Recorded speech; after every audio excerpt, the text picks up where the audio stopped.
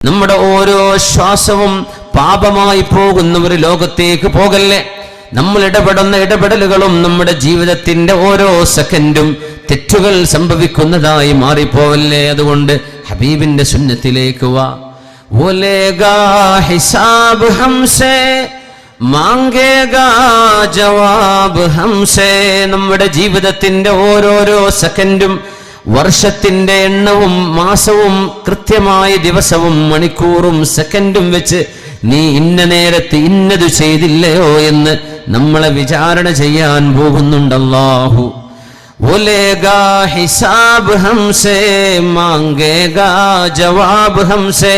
നമ്മളോട് മറുപടി പറയാൻ പറയും അവൻ. അതുകൊണ്ട് ഖോന ജവാനിയൂ കുച്ച് കാം കിയാ കരോ. അതുകൊണ്ട് യുവജനങ്ങളെ, മരണമാസന്നമാകുന്നതിന്റെ മുമ്പ് ചില നന്മകൾ നമുക്ക് ചെയ്തു പോകാം. മുൻസിഫ് തോ നസീഹത് കെ ഖാബിൽ ഭി നഹീ ലേകിൻ ഖുർആൻ കി നസീഹത് പർ കുച്ച് ഗൗർ കരോ യാരോ. ഉപദേശിക്കാൻ ഞാൻ ആരുമല്ല, ഉപദേശിക്കാൻ ഞാൻ അർഹനുമല്ല, എന്നാൽ ഖുർആൻ കി നസീഹത് പർ കുച്ച് ഗൗർ കരോ യാരോ. വിശുദ്ധമായ ഖുർആനിന്റെ സാരോപദേശങ്ങൾ നമുക്കൊന്ന് ഓർത്തു നോക്കാം. വിശുദ്ധ ഖുർആൻ നൽകുന്ന ഉപദേശങ്ങൾ അത് അല്ലാഹുവാണല്ലോ, മനുഷ്യനല്ലല്ലോ പറയുന്നത്. ആ സാരോപദേശങ്ങളൊന്ന് കേട്ടു നോക്കാം. അതുകൊണ്ട് സുന്നത്ത് പെ ചലോ യാരോ, സുന്നത്ത് പെ ചലോ യാരോ, सांसों को गुनाहों का पाबंद न करो यारो.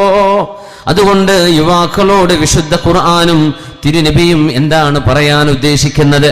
അതാണ് നമ്മുടെ ഇനിയുള്ള ചർച്ച. അല്ലാഹു നമുക്ക് ആ തിരുവഴിയിൽ സഞ്ചരിച്ച് ലക്ഷ്യസ്ഥാനത്തെത്താൻ അല്ലാഹു നമുക്ക് തൗഫീഖ് നൽകട്ടെ. ആമീൻ യാ റബ്ബൽ ആലമീൻ.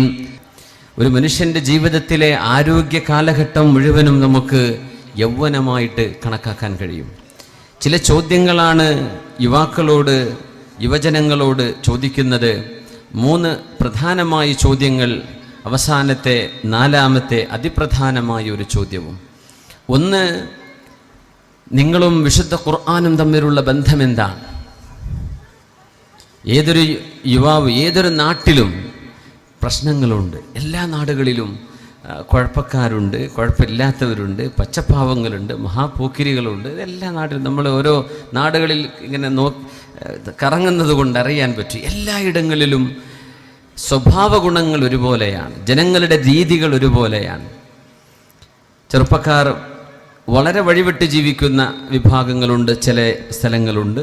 പക്ഷെ അൽഹംദുലില്ലാ ഇവിടുത്തെ സജ്ജനങ്ങളായ ഉമറാക്കളുടെ ആ മുൻനിരയിൽ നിന്നുള്ള നമ്മുടെ നേതൃത്വവും ഇവിടുത്തെ യുവജനങ്ങൾ വളരെ നന്മ നിറഞ്ഞ, വളരെ സഹവർത്തിത്വവും സൗഹാർദ്ദവും സ്നേഹവും നന്മയുമുള്ള മക്കളാണ് നമ്മുടെ ഈ പാറാട് പ്രദേശത്തുള്ളത് എന്ന് വളരെ സ്നേഹത്തോടെ, അഭിമാനത്തോടെ ഞാൻ പറയാൻ ആഗ്രഹിക്കുകയാണ്. ഒരു മുഖസ്തുതി പറയല്ല, കാരണം പ്രശ്നങ്ങളുള്ളിടത്ത് ഞാൻ അങ്ങനെ പറയില്ല.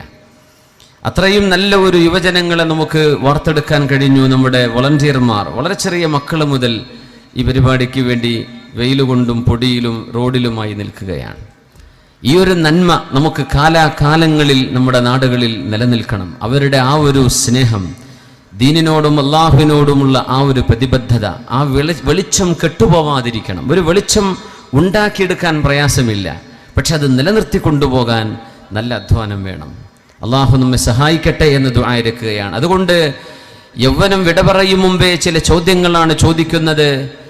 ആ യൗവനത്തിനപ്പുറത്തേക്ക് നിങ്ങൾക്ക് കടക്കാൻ ഈ ചോദ്യങ്ങളുടെ ഉത്തരം ശരിയാണെങ്കിൽ അവിടെ നിന്ന് അങ്ങോട്ടുള്ള നിങ്ങളുടെ യാത്ര എളുപ്പമാണ്. ആദ്യത്തെ ചോദ്യം, നിങ്ങളും അള്ളാഹുവിൻ്റെ ഖുർആനും തമ്മിലുള്ള ബന്ധം എങ്ങനെയാണ്? +2 പഠിക്കുന്ന മക്കൾ മുതൽ SSLCക്ക് പഠിക്കുന്ന മോള് മുതൽ ഡിഗ്രിക്ക് പഠിക്കുന്ന മക്കളും ജോലി തേടുന്നവരും ജോലി ചെയ്തുകൊണ്ടിരിക്കുന്നവരും ഒരു 40-45 വയസ്സ് വരെയുള്ള ആ ഒരു തലത്തിൽ ജീവിക്കുന്ന, ആ ഒരു പ്രായത്തിൽ ജീവിക്കുന്ന ആളുകൾ, നിങ്ങളും ഖുർആനും തമ്മിലുള്ള ബന്ധം എങ്ങനെയാണ്? നിങ്ങൾക്ക് അള്ളാഹുവിനോട് സംസാരിക്കണം എന്ന ആഗ്രഹമുണ്ടോ? വുളു എടുത്ത് അല്ലാഹു അക്ബർ എന്ന് കെട്ടി നിസ്കാരം തുടങ്ങിയാൽ നിങ്ങൾ അള്ളാഹുവിനോട് സംസാരിക്കുകയാണ്. അള്ളാഹുവിന്റെ സംസാരം നിങ്ങൾക്ക് കേൾക്കണമെന്ന് ആഗ്രഹമുണ്ടോ? വുളു എടുത്ത് ഖുർആൻ ഓതിയാൽ നിങ്ങൾ അള്ളാഹുവിൻ്റെ സംസാരം കേൾക്കുകയാണ്. ഈ ഒരു സൗകര്യം അള്ളാഹു നമുക്ക് നൽകിയില്ലയോ? നമ്മുടെ സ്രഷ്ടാവിനോട് എപ്പോൾ സംസാരിക്കണമെന്ന് ആഗ്രഹമുണ്ടെങ്കിലും ഒരു അപ്പോയിൻമെന്റ് ആവശ്യമില്ലാതെ വുളൂഎടുത്ത് ഖിബിലയിലേക്ക് തിരിഞ്ഞ് അല്ലാഹു അക്ബർ. നമ്മുടെ നിസ്കാരം നമ്മൾ അള്ളാഹുമായുള്ള സംസാരമാണ്, അള്ളാഹുവിൻ്റെ സംസാരമാണ് ഖുർആൻ. അതുകൊണ്ട് ഖുർആൻ ഓതുന്നത് അള്ളാഹുവിൻ്റെ സംസാരം നമ്മൾ കേൾക്കുകയാണ്. നമ്മൾ ഇതിന് എത്ര സമയം ചെലവഴിക്കാറുണ്ട്? നമ്മുടെ മീഡിയകളും സോഷ്യൽ മീഡിയകളും നമ്മുടെ നെറ്റ്വർക്കുകളും നമ്മുടെ ഫ്രണ്ട്ഷിപ്പും ഇതിനു വേണ്ടി സമയം കളഞ്ഞതിൽ പിന്നെ അള്ളാഹുവിന് വേണ്ടി ഖുർആനിന് വേണ്ടി എത്ര നേരമാണ് നമുക്ക് ജീവിതത്തിൽ മാറ്റിവെക്കാൻ കഴിയുന്നത്? ഇതിനുത്തരം നിങ്ങൾ നൽകണം. ആ ഉത്തരം ശരിയെങ്കിൽ നമ്മുടെ മുന്നോട്ടുള്ള ജീവിതം പ്രയാസമില്ല. ഇഖ്റഉൽ ഖുർആന ഫഇന്നഹു യഅതി യൗമൽ ഖിയാമത്തി ശഫീഅൻ ലിഅസ്ഹാബിഹി. റസൂലുള്ളാഹി സ്വല്ലല്ലാഹു അലൈഹി വസല്ലം തങ്ങൾ മനുഷ്യർ യുവജനങ്ങൾ മാത്രമല്ല എല്ലാവരോടും അള്ളാഹുവിന്റെ ഹബീബിന്റെ ആഹ്വാനമാണ്, ഇഖ്റഉൽ ഖുർആൻ, നിങ്ങൾ വിശുദ്ധ ഖുർആൻ ഓതണമേ. അതറിയാത്തവർ പഠിക്കുക, അതിൽ മടി വിചാരിക്കരുത്. എനിക്ക് ഓതാൻ അറിയില്ല, ഇനിയിപ്പോൾ എങ്ങനെ ഉസ്താദിനോട് ചോദിച്ചു പഠിക്കുക? ഒരിക്കലും മടിപാടില്ലാത്ത വിഷയമാണത്. എന്തിനും നാണിക്കണം? അള്ളാഹുവിന്റെ സംസാരം പഠിക്കാനല്ലേ, റബ്ബിന്റെ കലാം. ഇഖ്റഉൽ ഖുർആന, നിങ്ങൾ ഖുർആൻ ഓതണമേ. ഫഇന്നഹു യഅതി യൗമൽ ഖിയാമത്തി ശഫീഅൻ ലിഅസ്ഹാബിഹി. വിശുദ്ധമായ ഖുർആൻ ഓതി നടക്കുന്ന ആളുകൾക്ക് നാളെ സാക്ഷി പറയാൻ വിചാരണയുടെ നാളിൽ അല്ലാഹുവിന്റെ കോടതിയിലേക്ക് ഖുർആൻ വരുമെന്ന് നബിയുനാ റസൂലുള്ളാഹ്. നമ്മുടെ ഷെൽഫുകളിൽ കിടക്കുന്ന ഖുർആൻ, നമ്മുടെ അലമാരകളിൽ വിശ്രമിക്കുന്ന ഖുർആൻ, നമ്മുടെ വീടുകളിൽ സുലഭമായി കിടക്കുന്ന ഖുർആനുകൾ നാളെ അല്ലാഹുവിന്റെ മുമ്പിലേക്ക് വരും. റബ്ബേ, എന്നെ എടുത്തു നോക്കാൻ സമയം കിട്ടാത്തവരാണവർ. അവരുടെ മൊബൈൽ ഫോണുകൾ ചാർജ് തീരുമ്പോഴേക്ക് ചാർജ് ചെയ്തിട്ടുണ്ട്, ബാലൻസ് തീരുമ്പോഴേക്ക് ബാലൻസ് ആഡ് ചെയ്തിട്ടുണ്ട്. എന്നാൽ അല്ലാഹുവേ, വിശുദ്ധ റമളാൻ കഴിഞ്ഞു പോയതിൽ പിന്നെ എന്നെ എടുത്തു നോക്കിയിട്ടില്ല. അവരെ സ്വയം ചാർജ് ചെയ്യാനുള്ള നിന്റെ റൂഹാനിയായ ചാർജാണ് വിശുദ്ധമായ ഖുർആൻ. അല്ലാഹുവേ, അവരെന്നെ എടുത്തു നോക്കിയിട്ടില്ലെന്ന് നാളെ അല്ലാഹുവിന്റെ ഖുർആൻ അത് ഉപേക്ഷിച്ചവർക്കെതിരെ സാക്ഷി പറയുമെന്ന് മഹാനായ റസൂലുള്ളാഹ് സ്വല്ലല്ലാഹു അലൈഹി വസല്ലം. നമ്മളും ഖുർആനും തമ്മിലുള്ള ബന്ധം എങ്ങനെയാണ്? ഒരു ദിവസം എത്ര പേജ് ഖുർആൻ നമുക്ക് ഓതാൻ കഴിയുന്നുണ്ട്? ജീവിത തിരക്കില്ലാത്തവരാരാണ്? എല്ലാവർക്കും തിരക്കാണ്, എല്ലാവർക്കും തിരക്കാണ്. ഈ തിരക്കിനിടയിൽ അള്ളാഹുവിന്റെ വചനത്തിന് വേണ്ടി സമയം എത്രയാണ് നമ്മൾ മാറ്റിവെക്കുന്നത്? നിങ്ങൾ പ്രശോഭിതമായ 2 വിശുദ്ധ ഖുർആനിലെ 2 സൂറത്തുകൾ മറന്നുപോവാതെ ഓതണമേ. അൽ ബഖറ വ ആല ഇംറാൻ, സൂറത്തുൽ ബഖറയും സൂറത്തു ആല ഇംറാനും. ഫഇന്നഹുമാ യഅതിയാനി കഗമാമതൈനി ഔ കഗയായതൈൻ. സൂറത്തുൽ ബഖറയും ആലു ഇംറാനും ഓതുന്ന ആളുകൾക്ക് നാളെ പരലോകത്തിന്റെ വിചാരണ നാളിന്റെ കത്തിജ്വലിക്കുന്ന ചൂടിന്റെ മേൽ അവരുടെ തലകളിലേക്ക് ആശ്വാസമായി തണലായി വരാൻ സൂറത്തുൽ ബഖറയും സൂറത്തു ആലു ഇംറാനും നാളെ മേഘപടലമായി മഹ്ശറയിൽ വന്നു നിൽക്കുമെന്ന് നബിയുനാ റസൂലുള്ളാഹ് സ്വല്ലല്ലാഹു അലൈഹി വസല്ലം. മഹ്ശറയിൽ നിൽക്കുമ്പോൾ ചില ആളുകളുടെ തലക്കുമീതെ മേഘമുണ്ട്. ആ മേഘത്തിന്റെ തണൽ അവർക്കല്ലാതെ മറ്റൊരാൾക്കും ലഭിക്കുകയില്ല, അവർക്കല്ലാതെ മറ്റൊരാൾക്കും ആ തണൽ കിട്ടില്ല. ആ മേഘപടലങ്ങൾ കാണുന്നവരറിയണം ഇവര് സൂറത്തുൽ ബഖറ ഓതിയവരാണ്, സൂറത്തു ആലു ഇംറാൻ ഓതിയവരാണ്. ഔ കത്വൈറൈനി മിൻ ത്വൈരിൻ സവാഫ്. നാളെ പരലോകത്ത് നിങ്ങൾക്ക് രക്ഷയായി പറന്നു വരുന്ന 2 പറവകളാണ് ആലു ഇംറാനും സൂറത്തുൽ ബഖറയും എന്ന 2 സൂറത്തുകളെന്ന് നബിയുനാ റസൂലുള്ളാഹ്. അതുകൊണ്ട് യുവജനങ്ങളോട് യൗവനം വിട പറയും മുമ്പേ ചോദിക്കാനുള്ളത്, നിങ്ങളിൽ വിശുദ്ധ ഖുർആനുമായുള്ള ബന്ധം എത്രയുണ്ട്? അള്ളാഹുവിന്റെ ഖുർആനിന് നിങ്ങൾ എത്രയാണ് സമയം ചെലവഴിക്കുന്നത്? അതിനുത്തരം നിങ്ങളുടെ ജീവിതമാണ്. അഷ്റഫുൽ ഖൽഖ് സ്വല്ലല്ലാഹു അലൈഹി വസല്ലം തങ്ങൾ വിശുദ്ധ ഖുർആൻ ഓതുകയും അത് കേൾക്കാൻ ആഗ്രഹിക്കുകയും ചെയ്തിട്ടുണ്ട്. മറ്റുള്ളവരോട് ഓതാൻ പറഞ്ഞിട്ടുണ്ട്. അബ്ദുല്ലാഹി ഇബ്നു മസ്ഊദ് റളിയല്ലാഹു അൻഹുവിനെ അറിയാത്തവരുണ്ടോ? വിശുദ്ധ ഇസ്ലാം പഠിക്കുന്ന ഏതൊരാളും അത് അമേരിക്കയിലാവട്ടെ, UK-യിലാവട്ടെ, ഫ്രാൻസിലാവട്ടെ, ജർമ്മനിയിലാവട്ടെ, ജപ്പാനിലാവട്ടെ, ഇന്ത്യയിലാവട്ടെ, ചൈനയിലാവട്ടെ, ഏത് മുസ്ലിമിനും ഇബ്നു മസ്ഊദ് റളിയല്ലാഹു അൻഹുവിനെ മറക്കാൻ കഴിയില്ല. അള്ളാഹുവിന്റെ റസൂലിന്റെ അനുയായിയാണ്, ഹൈറ്റും വെയിറ്റും ഇല്ലാതിരുന്ന സ്വഹാബി. എന്നാൽ അള്ളാഹുവിന്റെ മുമ്പിൽ അള്ളാഹുവിന്റെ മുമ്പിൽ വല്ലാഹി ഇന്നഹുമാ ഫിൽ മീസാനി യൗമൽ ഖിയാമത്തി അസ്ഖലു മിൻ ജബലി ഉഹുദിൻ. മെലിഞ്ഞ കാലുകളാണ്. ഒരാൾ ഇരുന്നാൽ ആ ഇരുന്ന ആളിന്റെ കൂടെ നിന്നാൽ ഇബ്നു മസ്ഊദ് റളിയല്ലാഹു അൻഹു ആ ഇരിക്കുന്ന ആളിന്റെ അത്രയേ ഹൈറ്റ് ഉള്ളൂ. വളരെ മെലിഞ്ഞവരാണ്. ഒരു മരത്തിന്റെ മുകളിൽ നബി തങ്ങൾക്ക് വേണ്ടി അറാഖിന്റെ ഒരു ശിഖരം, ഒരു കമ്പ് മുറിച്ചെടുക്കാൻ വേണ്ടി കയറിയപ്പോ, കാറ്റടിച്ചപ്പോ ആ ചെറിയ മരത്തോടൊപ്പം ആടി വീഴാൻ പോകുന്ന ഇബ്നു മസ്ഊദ് റളിയല്ലാഹു അൻഹുവിന്റെ മെലിഞ്ഞ 2 കാലുകൾ കണ്ടപ്പോഴാണ് സ്വഹാബിമാരിൽ ചിലർ ചിരിച്ചുപോയത്. അല്ലാഹുവിന്റെ റസൂൽ ചോദിച്ചു, അതഅജബൂന അതളഹകൂന മിൻ ദിഖ്ഖതി സാഖി. ഇബ്നു മസ്ഊദ് റളിയല്ലാഹു അൻഹുവിന്റെ കാലിന്റെ വണ്ണം കുറഞ്ഞതുകൊണ്ട്, മെലിഞ്ഞ കാലായതുകൊണ്ട് നിങ്ങൾ ചിരിക്കുകയാണോ? വല്ലാഹ്, അല്ലാഹുവിനെ തന്നെയാണ് സത്യം. ഇന്നഹുമാ ലഫിൽ മീസാനി യൗമൽ ഖിയാമ. നാളെ പരലോകത്ത് അല്ലാഹുവിന്റെ തുലാസിൽ കനം തൂക്കുമ്പോൾ ആ 2 കാലുകൾ അസ്ഖലു മിൻ ജബലി ഉഹുദിൻ, മദീനയിലെ ഉഹുദ് പർവ്വതത്തേക്കാൾ ഭാരമുള്ളവയാണെന്ന് റസൂലുള്ളാഹി സ്വല്ലല്ലാഹു അലൈഹി വസല്ലം. ഖുർആൻ പണ്ഡിതനായിരുന്നു.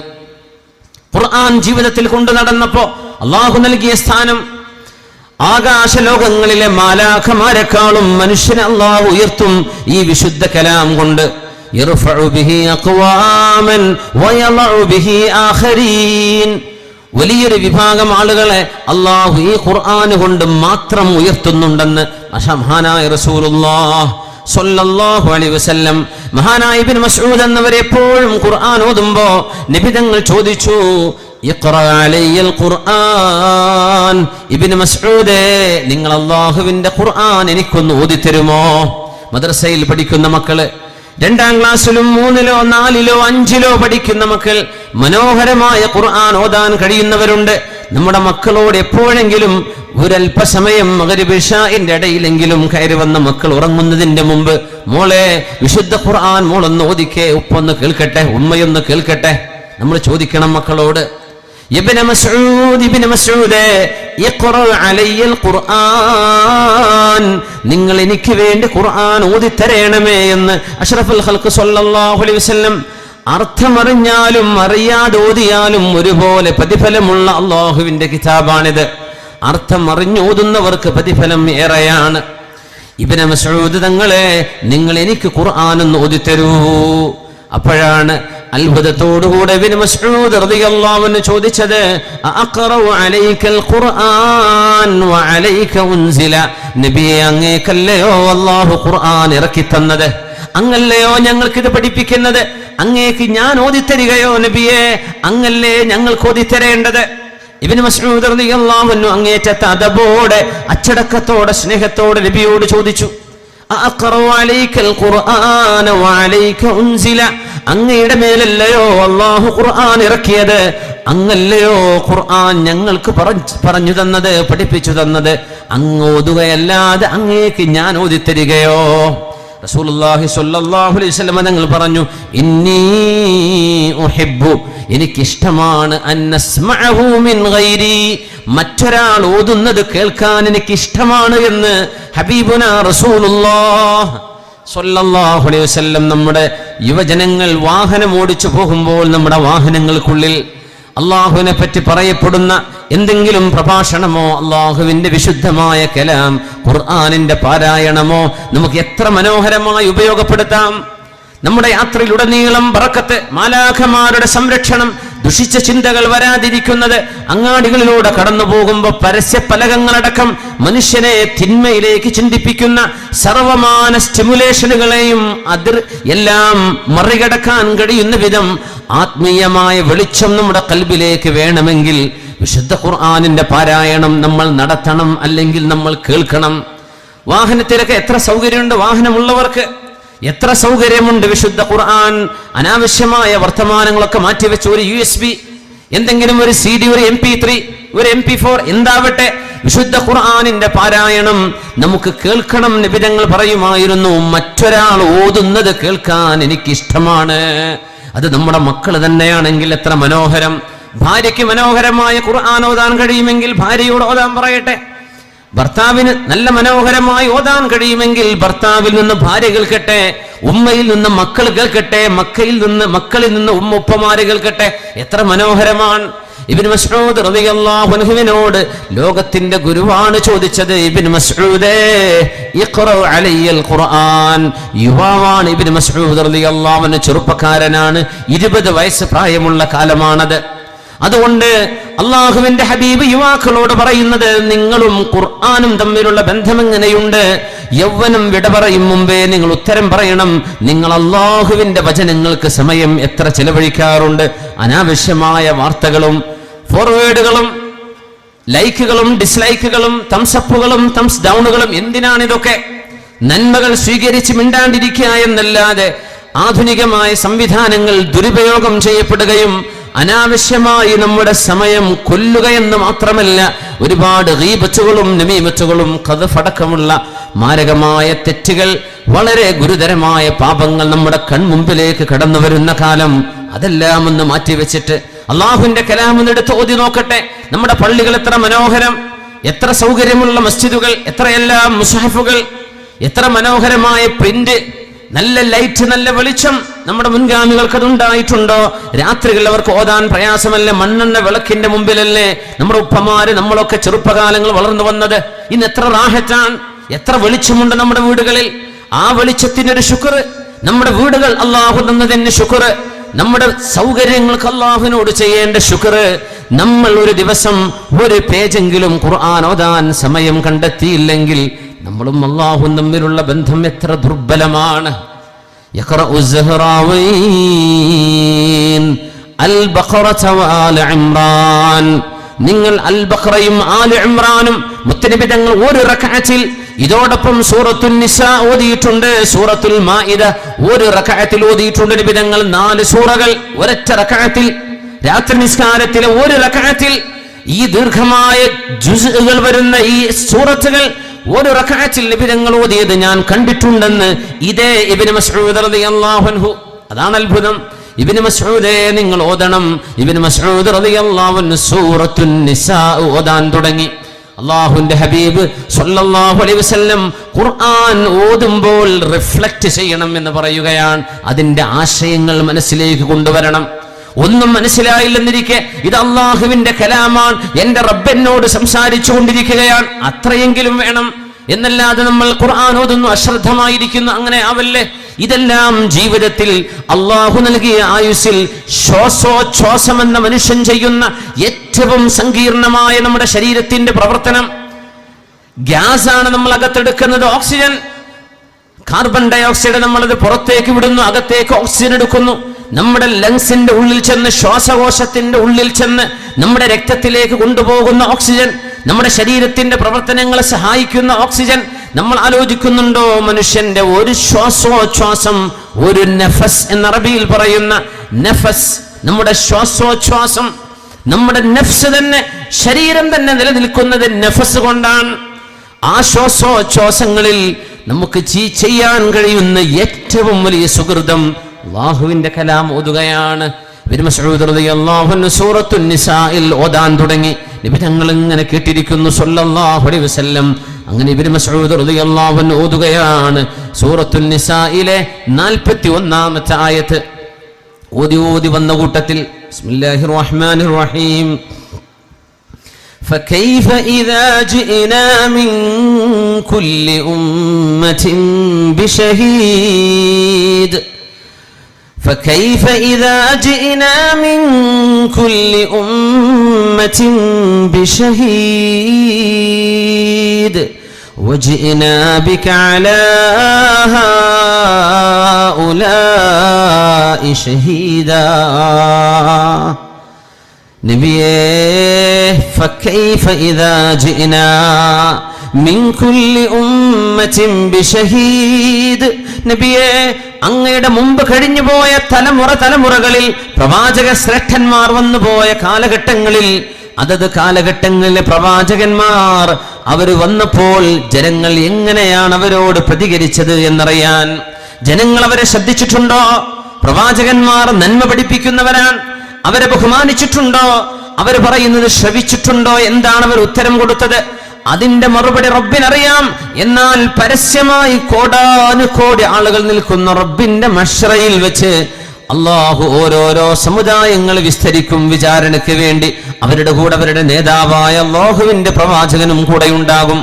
ഫകൈഫ ഇദാ ജിഇനാ, അതാണ് ഖുർആൻ പറയുന്നത്. ഫകൈഫ ഇദാ ജിഇനാ മിൻ കുല്ലി ഉമ്മത്തിൻ ബിശഹീദ്, ഓരോരോ സമുദായത്തിൽ നിന്ന് അവർക്ക് സാക്ഷി പറയാനുള്ള ആളുകളെ നമ്മൾ വിസ്തരിക്കുകയും വജിഇനാ ബിക അലാ ഹൗലാഇ ഷഹീദാ, അങ്ങയുടെ മുമ്പിലിരിക്കുന്ന ഈ സ്വഹാബികൾക്ക് മുഴുവനും സാക്ഷി പറയാൻ നബിയെ നിങ്ങളെ നാം വിസ്തരിക്കുകയും ചെയ്യുമ്പോൾ ഹബീബിന് പിടിച്ചു നിൽക്കാൻ കഴിഞ്ഞില്ല. നബി ഞങ്ങൾ കരയാൻ തുടങ്ങി. മദീ ബിൻ മസ്ഊദേ ഹസ്ബുകൽ ആൻ, ഹസ്ബുകൽ ആൻ, മദീ ബിൻ മസ്ഊദേ മതി. സൂറത്തുൻ നിസായിലെ 41-ാമത്തെ ആയത്തെത്തിയപ്പോൾ ഹബീബിനെ പറ്റിയാണ് അല്ലാഹു പറയുന്നത്. നാളെ നമുക്ക് വേണ്ടി ഹബീബിനെ വിസ്തരിക്കുമ്പോൾ എന്നെയും നിങ്ങളെയും അല്ലാഹുവിന്റെ കോടതിയിൽ കൊണ്ടുവന്ന് എന്റെ റസൂൽ ഇങ്ങനെയൊക്കെ പഠിപ്പിച്ചിട്ട് നിങ്ങൾ എന്ത് ചെയ്തു? എന്റെ ഹബീബിന്റെ ആ ഹദീസുകളും ആയത്തുകളും ഖുർആനും ദീനും മനസ്സിലാക്കിയിട്ട് എന്ത് ചെയ്തു എന്ന് അല്ലാഹു നമ്മളോട് ചോദിക്കുകയും നമ്മൾ കുറ്റക്കാരായി നിൽക്കുമ്പോൾ നമുക്ക് സാക്ഷി പറയാൻ മുത്തുനബി അല്ലാഹു വിസ്തരിക്കുകയും ചെയ്യുമ്പോ എന്തായിരിക്കും അവസ്ഥ?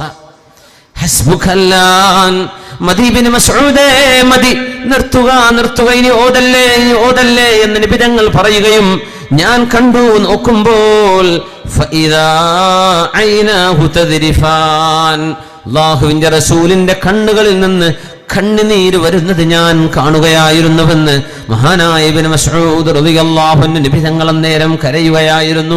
മഹ്ശറയെ ഓർത്തുകൊണ്ട് ഹബീബ് കരയുകയായിരുന്നു.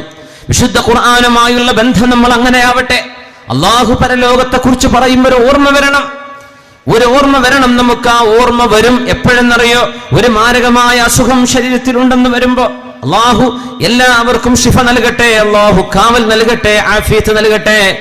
ക്യാൻസറിന്റെ സ്റ്റേജുകളിൽ ഇന്ന സ്റ്റേജ് എത്തി, ലാസ്റ്റിലാണ്. റേഡിയേഷൻ ചെയ്തിട്ട് കാര്യമില്ല, കീമോ ചെയ്തിട്ട് കാര്യമില്ല, കൊണ്ടുപോയിക്കോളൂ വീട്ടിലേക്ക്. രോഗികളോട് പരസ്യമായി ഡോക്ടർമാർ സംസാരിക്കും, നിങ്ങൾക്ക് ഇന്ന രോഗമാണ്, ഞങ്ങളുടെ കണക്ക് പ്രകാരം ഇത്രയേ നിങ്ങൾക്ക് ആയുസ് കാണുന്നുള്ള, 2 മാസം, 1 ദിവസം, 1 മാസം, 2 ആഴ്ച എന്ന് രോഗികളോട് പറയുന്ന കാലമാണിത്. രോഗിയുടെ അവകാശമാണ് അത്രയത്. രോഗികളോട് പറയും ഡോക്ടർമാർ, പച്ചയിൽ പറയും. നമ്മൾ മറച്ചു പിടിച്ചിട്ട് കാര്യമില്ല.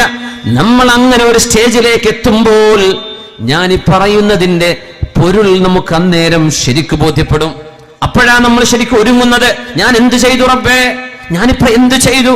സമയം കഴിഞ്ഞല്ലോ, 2 ആഴ്ച ഇത്രയുള്ളൂ എന്റെ മുമ്പിൽ, 1 മാസം, 4 മാസം കഴിഞ്ഞാൽ ഞാൻ മണ്ണിന്റെ ഉള്ളിലേക്കോ പടച്ചവനെ, ഞാൻ ഒന്നും ചെയ്തില്ലല്ലോ.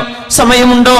ഇനി ഞാൻ ഓതിച്ച് എവിടെ എത്താൻ? ഓത്തുപോലും പഠിച്ചില്ലല്ലോ, ഖുർആൻ ഓതാൻ അറിഞ്ഞില്ലല്ലോ, ഞാൻ എവിടുന്ന് പഠിച്ചു തുടങ്ങും? അതുകൊണ്ട് മുഅ്മിനേ, സമയമുണ്ട്. യൗവനം തീരും മുമ്പേ മറുപടി പറയണം. അല്ലാഹുവിന്റെ ഖുർആനിന് വേണ്ടി നമ്മൾ എത്ര നേരമാണ് ചിലവഴിക്കുന്നത്? എത്ര നേരം? അല്ലാഹുവിന്റെ കലാമുമായി നമുക്ക് ബന്ധമില്ലെങ്കിൽ ആത്മീയമായ ഉത്തേജനം എവിടെ നിന്ന് കിട്ടും? ആത്മീയ വെളിച്ചം എവിടെ നിന്ന് കിട്ടും? പൈശാചികതയുടെ സർവന്ധാകാരത്തിൽ നിന്ന് നന്മയുടെ വെളിച്ചത്തിലേക്ക് നമ്മളെ നയിച്ചു കൊണ്ടുപോവാൻ അല്ലാഹുവിന്റെ കലാമിനല്ലാതെ എന്തിനാണ് കഴിയുക? അതുകൊണ്ട് അല്ലാഹുവിന്റെ കലാമിന് വേണ്ടി സമയം ചെലവഴിക്കുക. അല്ലാഹു നമുക്ക് തൗഫീഖ് നൽകട്ടെ. അല്ലാഹുവിന്റെ കലാമുമായി അടുത്ത ബന്ധം പുലർത്താൻ അല്ലാഹു നമുക്ക് തന്നെ തൗഫീഖ് നൽകട്ടെ. അവന്റെ അല്ലാഹുവിന്റെ കാരുണ്യം അല്ലാഹു നൽകട്ടെ. ആമീൻ യാ റബ്ബൽ ആലമീൻ. നമ്മുടെ പ്രവർത്തകന്മാർ വരുന്നുണ്ട്. ബക്കറ്റുമായിട്ട് നിങ്ങൾ ഉദ്ദേശിച്ച നല്ലൊരു സ്വതക്ക നമ്മുടെ ഈ പരിപാടിയിലേക്ക് കൊടുക്കുക. അള്ളാഹു അതുകൊണ്ട് നമ്മൾ ചെയ്തു പോയ തെറ്റുകളൊക്കെ അള്ളാഹു പുറത്തു തരട്ടെ. നമ്മുടെ ജീവിതത്തിൽ അള്ളാഹു വിധിച്ച എന്തെങ്കിലും വിപത്തുകളുണ്ടെങ്കിൽ നമ്മൾ ചെയ്യുന്ന സ്വതക്ക കൊണ്ട് അള്ളാഹു തട്ടി ദൂരത്താക്കട്ടെ. അതുകൊണ്ട് കാര്യമായ നല്ല കനത്തിൽ തന്നെ കൊടുക്കാൻ കഴിയുന്ന ആളുകൾ കൊടുക്കണം. സാന്ദർഭികമായി ഉണർത്തുകയാണ്. അള്ളാഹു തൗഫീഖ് ചെയ്യട്ടെ. ഖുർആൻ അത്ഭുതമാണ്. സയ്യിദ് ഖുതുബിന്റെ ഫീ ദിലാലിൽ ഖുർആൻ എന്ന വ്യാഖ്യാനം എഴുതിയ സയ്യിദ് ഖുതുബുണ്ട്. അദ്ദേഹത്തിൻ്റെ വിവിധ വീക്ഷണങ്ങളുണ്ട്. നമ്മൾ അതിലേക്കല്ല പോകുന്നത്. ഇസ്ലാമിക് സ്റ്റേറ്റിനെ സംബന്ധിച്ചുള്ള അദ്ദേഹത്തിൻ്റെ കാഴ്ചപ്പാടുകൾ അതൊന്നും ഇന്ന് മെജോറിറ്റി ഓഫ് ഉലമ അംഗീകരിക്കുന്ന വിഷയങ്ങളല്ല. പക്ഷേ അദ്ദേഹത്തിൻ്റെ പഠനങ്ങളിൽ ഒരുപാട് നന്മകൾ നമുക്ക് കാണാൻ കഴിയും. അദ്ദേഹം ഈജിപ്തിൽ നിന്ന് യൂറോപ്പിലേക്ക് ഒരു കപ്പൽ വഴി സൂയസ് കനാൽ മുറിച്ച് ആ വഴി അദ്ദേഹം മെഡിറ്ററേനിയൻ കടൽ കഴിഞ്ഞ് അദ്ദേഹം യൂറോപ്പിലേക്ക് പോകുന്ന തൻ്റെ ഒരു യാത്രയുടെ കഥ വിശുദ്ധ ഖുർആനിൻ്റെ വ്യാഖ്യാനം എഴുതിയ സയ്യിദ് ഖുത്ബ് പറയുന്നുണ്ട്. അവരെ ഒരു 10-20 ഈജിപ്ഷ്യൻ ചെറുപ്പക്കാരോടുകൂടെയാണ് സയ്യിദ് ഖുത്ബ് ഈജിപ്തിൽ നിന്ന് പോകുന്നത്. കപ്പലിലാണ് യാത്ര. അപ്പോൾ ചെക്കോസ്ലോവാക്യരായ ചെക്ക് റിപ്പബ്ലിക്കിലെ പൗരന്മാർ ഒരു സംഘം ആളുകൾ ആ കപ്പലിലുണ്ട്. അവരും അടക്കം ഈ മുസ്ലിം ചെറുപ്പക്കാർ, അറബികൾ, ഈജിപ്തുകാർ, മിസ്രികൾ അവരും ഒരുമിച്ച് കപ്പലിൽ ഒരു വെള്ളിയാഴ്ച ദിവസത്തെ യാത്രയാണ്. അന്ന് അവർ ആ കപ്പലിൽ ജുമുഅ നിസ്കരിച്ചു എന്ന് പറയുന്നുണ്ട്. അതിൻ്റെ മസ്അലകൾ എന്താണെന്നതല്ല ഞാൻ പറയുന്നത്. സയ്യിദ് ഖുത്ബയിൽ ഇമാമു നിന്നു സബ്ബിഹിസ്മ റബ്ബിക്കൽ അലയും ഹൽ അതാക ഹദീസുൽ ഗാഷിയ ഈ 2 സൂറത്തുകളും 2 റക്അത്തിലായി നിസ്കരിച്ചു.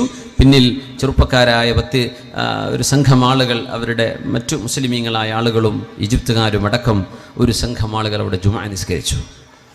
സയ്യിദ് ഖുത്ബിൻ്റെ ഖുർആനിൻ്റെ പാരായണം കേട്ടിട്ട് ചെക്കോസ്ലോവാക്യക്കാരിയായ ഒരു പെണ്ണ് പൊട്ടിക്കരഞ്ഞു. അവൾക്ക് അറബി അറിയില്ല. പൊട്ടിക്കരഞ്ഞു. ഹൽ അതാക ഹദീസുൽ ഗാഷിയ വുജൂഹു യൗമഇദിൻ ഖാശിഅ ആമിലത്തുൻ നാസിബ തസ്ലാ നാറൻ ഹാമിയ തുസ്ഖാ മിൻ ഐനിൻ ആനിയ. നരകത്തെക്കുറിച്ചുള്ള പരാമർശമുണ്ട് അവിടെ, സ്വർഗത്തെക്കുറിച്ചുള്ള പരാമർശമുണ്ട്. ഹൽ അതാക ഹദീസുൽ ഗാഷിയ. ഈ വിശുദ്ധ ഖുർആനിന്റെ ആയത്ത് കേട്ടിട്ട് അറബ് ഭാഷ അറിയാത്ത ചെക്കോസ്ലോവാക്യക്കാരിയായ ഈ പെണ്ണ്, ചെക്ക് റിപ്പബ്ലിക്കുകാരിയായ യുവതി പൊട്ടിക്കരഞ്ഞപ്പോ ഗൈഡിനോട് ചോദിച്ചു, ഇദ്ദേഹം നിസ്കാരമൊക്കെ കഴിഞ്ഞതിന് ശേഷം, എന്തിനാണ് ഇവർ കരയുന്നത്? അപ്പൊ പറഞ്ഞു, നിങ്ങളുടെ ഖുർആനിന്റെ പാരായണം കേട്ടപ്പോ അവരുടെ മനസ്സിന് എന്തെന്നില്ലാത്തൊരു കുലുക്കം, എന്തെന്നില്ലാത്തൊരു പെടക്കൽ, എന്തോ ഒരു അത്ഭുതം സംഭവിച്ചു എന്നവർ പറയുന്നു. വിശുദ്ധ ഖുർആനിന്റെ പാരായണം കേട്ടപ്പോ അറബി അറിയാത്ത ഒരാൾ വിശുദ്ധ ഖുർആനിലേക്ക് ശ്രദ്ധിച്ചാൽ അത് റബ്ബിന്റെ വചനമാണ്, മനുഷ്യനെ കൊണ്ടുണ്ടാക്കാൻ കഴിയില്ല. അത് നമ്മൾ എത്ര അറബി പഠിച്ചിട്ടും കാര്യമില്ല. ഖുർആനിനോളം എത്താൻ ഒരു മനുഷ്യനോ ജിന്നിനോ സാധ്യമല്ല. ഖുൽ ലഇൻ ഇജ്തമഅത്തിൽ ഇൻസു വൽ ജിൻ, മനുഷ്യരും ജിന്നുകളുമെല്ലാം ഒരുമിച്ച് ചേർന്ന് ഒരു മേശയ്ക്ക് ചുറ്റുമിരുന്നിട്ട് ഈ ഖുർആൻ പോലത്തെ ഒരു ഗ്രന്ഥമുണ്ടാക്കാൻ അവരെങ്ങാനും പരിശ്രമിച്ചാൽ അതിന് സമാനമായത് കൊണ്ടുവരാൻ മനുഷ്യരെ കൊണ്ടും ജിന്നുകളെ കൊണ്ടും സാധ്യമേ അല്ല എന്ന് വിശുദ്ധ ഖുർആൻ തീർത്തു പറയുന്ന അള്ളാഹുവിന്റെ ഈ കിതാബ് നമ്മളൊന്ന് കേൾക്കണം. അമുസ്ലിമീങ്ങളായ ആളുകൾ കേൾക്കുമ്പോൾ മനസ്സിലേക്ക് പ്രകമ്പനം കൊള്ളുന്നുണ്ട്, അത്ഭുതം തോന്നുന്നുണ്ട്, മാറ്റങ്ങൾ വരുന്നുണ്ട് അവർക്ക്. നമ്മളും വിശുദ്ധ ഖുർആൻ ഒന്ന് കേൾക്കുക, നമ്മൾ ഓതുക. അഷ്റഫുൽ ഖൽഖ് സ്വല്ലല്ലാഹു അലൈഹി വസല്ലം തങ്ങൾക്ക് സ്വഭാവമുണ്ടായിരുന്നു, രാത്രികാലങ്ങളിൽ നബി തങ്ങൾ ഇങ്ങനെ നടക്കും വീടുകൾക്കിടയിലൂടെ. എന്തിനാണെന്നറിയോ? ആരെങ്കിലും ഖുർആൻ ഓതുന്നുണ്ടോ അവരുടെ ഖുർആനിന്റെ പാരായണം കേൾക്കാൻ. അന്നത്തെ വീടുകൾ അങ്ങനെയാണ്. ഇന്ന് നടന്ന നല്ല ഹിന്ദി സീരിയലിന്റെ സൗണ്ട് കേൾക്കാം അല്ലേ, മുസ്ലിം വീടുകൾക്ക് ചുറ്റും. ഇടയിലൂടെ നടന്നു പോയാൽ സിനിമ, കോമഡി പരിപാടികൾ, റിയാലിറ്റി ഷോകൾ. അസ്തഗ്ഫിറുല്ലാഹൽ അസീം. സമയത്തിന്റെ വില അറിയാത്തവരാണത് ചെയ്യുന്നത്. അത്രയും ഞാൻ പറയൂ. സമയത്തിന്റെ വില അറിയാത്തവർ. മനുഷ്യനിവിടെ പലതും ചെയ്യാനുണ്ട്, ഒരുപാട് നന്മ ചെയ്തു തീർക്കാനുണ്ട്, ഉത്തരവാദിത്തങ്ങൾ ഒരുപാടുണ്ട് എന്ന് ബോധ്യമുള്ള ഒരാൾക്ക് സമയം ഇങ്ങനെ ടെലിവിഷന്റെ മുമ്പിൽ കൊല്ലാൻ കഴിയില്ല. അള്ളാഹുവിന്റെ ഹബീബ് അന്നത്തെ വീടുകൾക്കിടയിലൂടെ സ്വല്ലല്ലാഹു അലൈഹി വസല്ലം കടന്നു പോകുന്നത് ആരൊക്കെയാണ് ഖുർആൻ ഓതുന്നത്, ഏതൊക്കെ സൂറകളാണ് ഓതുന്നത് എന്ന് കേൾക്കാൻ. അങ്ങനെ ഒരു വീടിന്റെ അരികത്തുകൂടെ പോകുമ്പോൾ ഒരു പ്രായമായ ഉമ്മ അവിടെ ഇരുന്ന് ഖുർആൻ ഓതുന്നു. ബിസ്മില്ലാഹിർ റഹ്മാനിർ റഹീം. ഒരു ഉമ്മ ഓതുകയാണ്, ഹൽ അതാക ഹദീസുൽ ഗാഷിയ വജൂഹു യൗമഇദിൻ ഖാശിഅ. അല്ലാഹുവിന്റെ ഹബീബ് കടന്നു പോകുമ്പോൾ ഫസ്തമഅ മറതൻ മിനൽ മറാത്തി മിൻ വറാഇൽ ബാബ്. വീടിന്റെ വാതിലിന്റെ മുമ്പിൽ, അന്നത്തെ വീടുകൾ അങ്ങനെയാണ്, വഴിയിലേക്കാണ് തുറക്കുക. വഴിവക്കിലുള്ള പഴയകാല വീടുകളൊക്കെ നമ്മൾ സങ്കല്പിച്ച് നോക്കിയാൽ അറിയാൻ പറ്റും. വാതിൽ അന്ന് മുറ്റങ്ങളില്ലല്ലോ, തുറക്കുന്നത് റോഡിലേക്ക്. ആ വാതിലിന്റെ അരികത്ത് മുത്തനബി തങ്ങൾ ഇങ്ങനെ നിൽക്കുമ്പോ പ്രായമായൊരു വല്യമ്മ ഖുർആൻ ഓതുന്നത് കേട്ടു റസൂലുള്ളാഹി സ്വല്ലല്ലാഹു അലൈഹി വസല്ലം. ഇന്ന് പ്രായമുള്ള ആളുകൾ ടിവിന്റെ മുമ്പിൽ ഇരിക്കുകയാണ്. എനിക്ക് അതിലാണ് പേടി. സമയം കഴിഞ്ഞ് അസർ കഴിഞ്ഞ് മഗ്രിബ് ആവാനായി, എന്നിട്ടും ടിവിൻ്റെ മുന്നിൽ നിൽക്കുന്നത്. ഏത് ആയുസ്സിലാണ് ഞാൻ പറയുന്നത്. ആയുസ് അസർ കഴിഞ്ഞ് മഗ്രിബ് ആയിട്ടുണ്ട്, എന്നിട്ടും സീരിയലും സിനിമാ നടന്മാരുടെ കഥകൾ.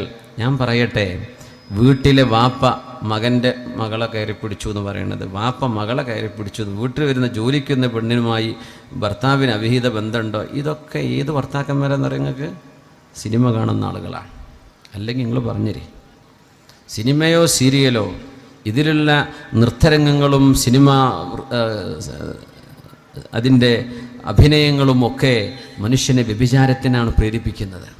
അങ്ങനത്തെ വാപ്പമാരായി കയറി പിടിക്കുന്ന പരിപാടി ചെയ്യുന്നത്.